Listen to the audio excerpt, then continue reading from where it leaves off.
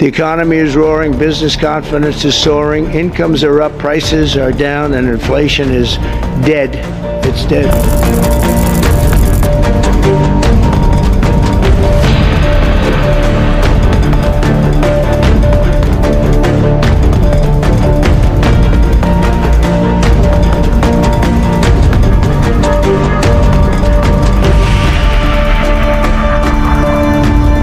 Down the global economy with his tariffs, his trade wars, and his endless threats. This week, the United Nations has issued a warning.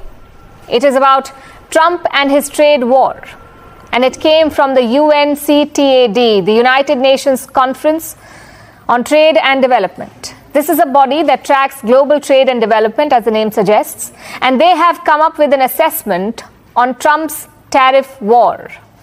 They have found that it is hurting the global economy. These tariffs have disrupted supply chains and paralyzed investment.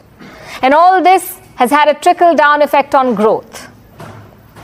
According to one UN official, businesses are now, quote-unquote, sitting and waiting.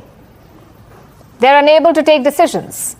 Thanks to Trump's U-turns, they don't know which way to go. He keeps changing his mind and his policies with the consistency of a yo-yo. So the United Nations says he's slowing down the global economy, and they have given some data to prove this point. For decades, the European Union believed Africa would always remain tied to its markets, its currency systems, and its policies. Brussels shaped trade rules, dictated export standards, controlled commodity pricing frameworks, and expected African economies to operate within Europe's orbit forever. But something has shifted, something big. Something that economists are calling the most important trade realignment of the 21st century. Because right now, across the African continent, a new system is quietly emerging. A system that creates fresh alliances, rewrites old agreements, and builds a trade pathway that no longer passes through Europe first.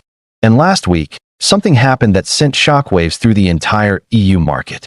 African governments, trade ministers, digital commerce boards, and new regional blocs have agreed on a major restructuring of how strategic exports, digital payments, tech standards, and shipping routes will be prioritized. The result? Europe, for the first time in centuries, is no longer at the front of the line. It's not even in the middle. It's on the outside, watching a new network form without it. This isn't a sanction. This isn't hostility.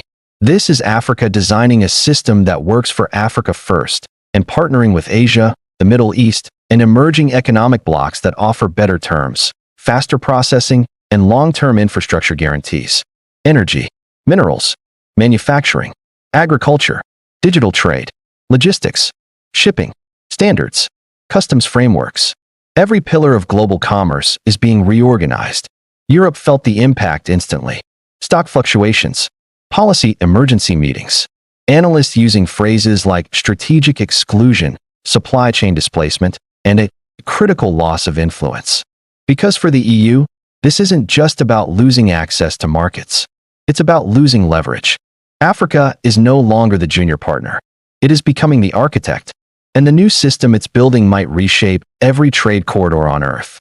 Stay with me, because the next few minutes will reveal what this new African trade structure actually is, why Europe wasn't included in the initial phase, how Asia and the Middle East became key partners, and what this means for global power over the next decade. This is the story of a continent taking control of its economic future and a region of the world that never expected to lose influence so fast. Let's begin. Europe has been Africa's largest trade partner for over 60 years. For decades, the model looked the same. Africa exports raw materials, Europe imports them, processes them, and sells them back as finished products. Cheap inputs go in, expensive outputs come out. The arrangement was predictable, stable, comfortable for Europe. But while European leaders believed this status quo would continue indefinitely, African economies were shifting beneath the surface. Governments across the continent began passing new export laws. Regional blocs started coordinating tariffs and pricing. Port authorities modernized with digital systems. Railways and shipping lines expanded across borders. The EU assumed these changes were small, scattered, unrelated. They weren't. They were pieces of a larger strategic map, a map that Europe simply didn't notice in time. The breaking point came when African ministers met at a closed-door economic summit. Leaked documents later confirmed the goal: a unified trade architecture that removes dependency on the West. Within months, new export routes were rerouted away from Europe. Asia secured long-term purchasing contracts. Middle Eastern partners offered financing and infrastructure. African ports adopted new digital customs protocols incompatible with EU systems. Europe didn't just lose access, it lost priority. The biggest shock? Africa began pricing key commodities in non-European currencies.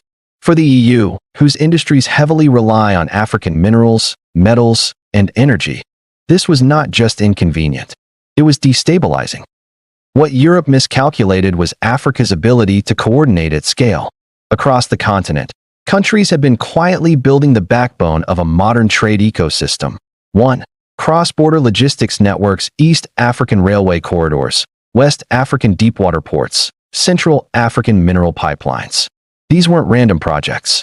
They were part of a continental effort to shift export flow eastward. 2. A unified digital customs platform: Africa's newest digital customs system reduces delays, cuts corruption, tracks cargo in real time, and integrates directly with Asian ports. European shipping companies woke up to find they were no longer integrated partners. 3. Long-term commodity agreements: in the past, Europe bought African commodities at spot market prices. Today, Africa sells them through long-term bilateral agreements with Asia and the Middle East. Meaning, Europe can't outbid them anymore. 4. New industrial zones: Africa isn't only exporting minerals, it's refining them. It's processing them. It's manufacturing. The message is simple: Europe can't rely on Africa staying at the bottom of the value chain. 5. Currency diversification. Africa's new trade settlement system now includes digital platforms, alternative currencies, and direct transactions with Gulf and Asian banks. The EU was sidelined. For Europe, the consequences hit immediately.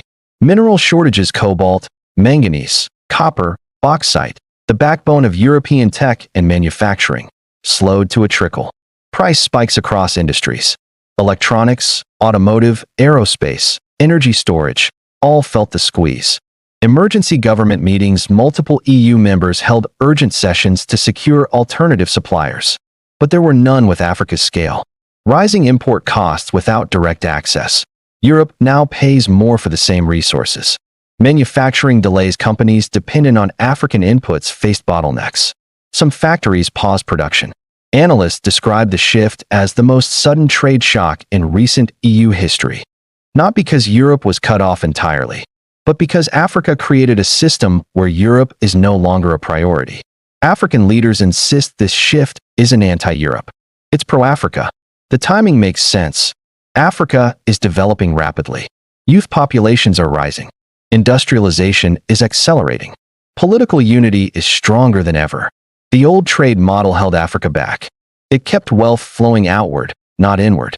By building a trade system centered around African interests, the continent gains. 1. Higher profits: refined goods are worth 10x more than raw materials. 2. Stronger regional trade: Africa trades more with itself now than at any time in history. 3. A seat in global negotiations: partners no longer dictate terms, Africa does. 4. Strategic leverage: supply chains matter more than ever. Controlling them means controlling the future. Europe didn't expect Africa to move this fast or this decisively. But the world is learning that Africa is not just participating in global trade, it is shaping it. Europe is still scrambling. Analysts are still calculating losses. Global markets are still adjusting. But Africa has already moved on. The new trade system isn't temporary. It's structural. It's strategic. And it signals something deeper. Africa is no longer a resource appendage to the world economy. It is an independent economic force with partners, leverage, and options.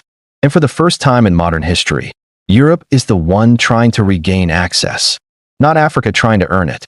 This is the new global reality. Africa is setting the terms, and the world is learning to adapt.